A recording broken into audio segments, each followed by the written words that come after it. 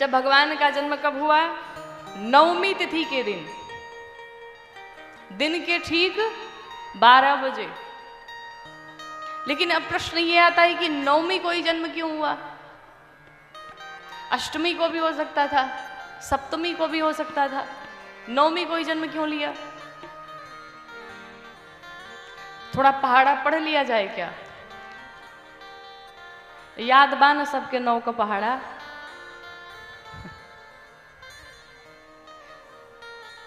एक अंक में सबसे बड़ी विषम संख्या कौन सी होती है?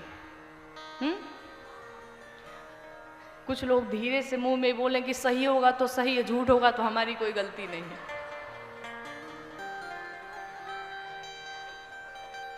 जैसे कुछ लोग की आदत होती है ना पीछे पीछे चलने की। अच्छा बढ़िया हुआ तो एकदम जय जय श्री राम करके आगे बढ़ जाएंगे, अगर कहीं लड़ाई झगड़ा हुआ धीरे से पीछे से निकल लेंगे। तो जोर से बोली सब है, पीछे से आवाज नहीं आ रही है।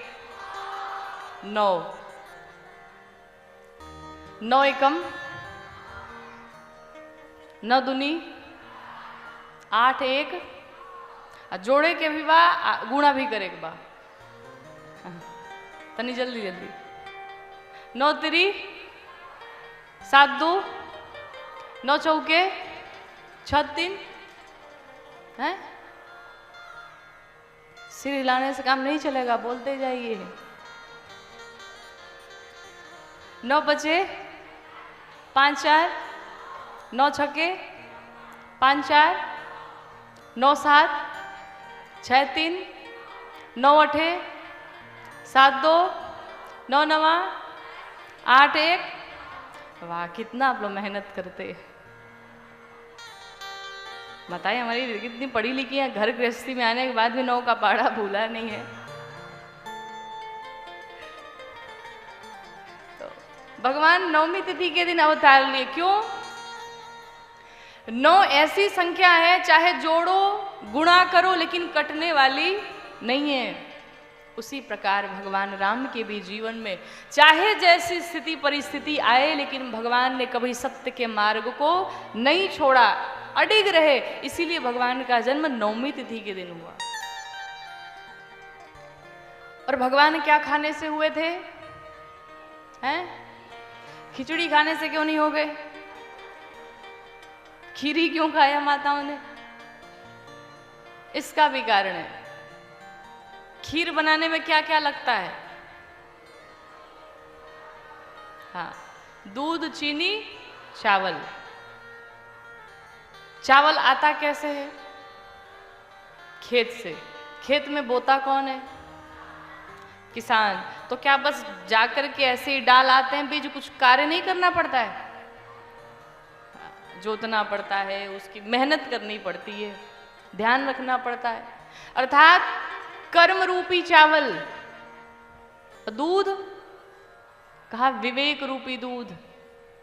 और दूध भी किसका? भैंस का नहीं, गाय का दूध। और अपने बच्चों को गाय का ही दूध पिलाएं। क्यों? गाय का दूध पिलाने से बुद्धि बढ़ती है। अच्छा अगर नहीं समझ में नहीं आप लोगों को पता हो तो आप लोग अपने सामने देखे होंगे, गाय का बछड़ा जब पैदा होता है ना दौड़ना शुरू कर देता है, और भैंस का जैसे पैदा होता है पड़ा ही रह जाता है, इसलिए उसका नाम पड़ गया पड़वा। अब पड़ा ही रहता है, सुस्त आलसी। लेकिन गाय का बछड़ा एकदम कान खड़े। तो गौ मैया का दूध पिलाएं, एकदम बच्चा आपका बुद्धिमान होगा, विवेकवान होगा, अर्थात विवेक रूपी दूध। अब शक्कर क्या है? कहा भक्ति रूपी शक्कर। जब कर्म रूपी चावल, भक्ति रूपी शक्कर और विवेक रूपी दूध, इन तीनों का जब मिश्रण होगा तब आपके भी जीवन में भगवान राम का प्राकट्य होगा। इसलिए माताओं ने खीर खाया। अब दिन के ठीक 12 बजे आए। घड़ी में सुइयां कितनी होती हैं? एक सुई घंटे की, दूसरी मिनट की और तीसरी सेकंड की। ये जब तीनों एक साथ 12 पे जाएंगी तब तो 12 बजेगा। अर्थात मैं अरु मोर तोर तय माया। भगवान कहते हैं इस मैं से, मेरे से, इस माया से जब तुम परे होकर के मेरी शरण में आ जाओगे, मेरे लिए तुम अपने बन जाओगे बिल्कुल, तुम्हारे जीवन में मेरे अलावा कोई और नहीं होगा। तुम जब समर्पण भाव से मेरी शरण में आओगे तब तुम्हारे जीवन में मेरा भी प्राकट्य हो जाएगा। इसलिए भगवान दिन के ठीक 12 बजे अवतार लिए। तो भगवान के जन्म के ये कारण है। जब चारों भाइयों का अवतार हो गया, चारों तरफ उत्सव बज रहे हैं, बधाइयां बज रही हैं। अब उधर से सूर्य नारायण चले आ रहे थे, तो सूर्य नारायण ने देखा भगवान मेरे वंश में आए और मेरे रहते हुए अंधेरा। जैसे भगवान सूर्य नारायण ने अंधेरा हटाया, मन में विचार किया इस उत्सव को मैं थोड़ी देर देख करके वापस चला जाऊंगा। और भगवान सूर्य नारायण उत्सव देखने लगे। नीचे खूब गाने वाले 50,000 जाते, 50,000 आते, खूब उत्सव चल रहा है, बधाइयां बजने लगी।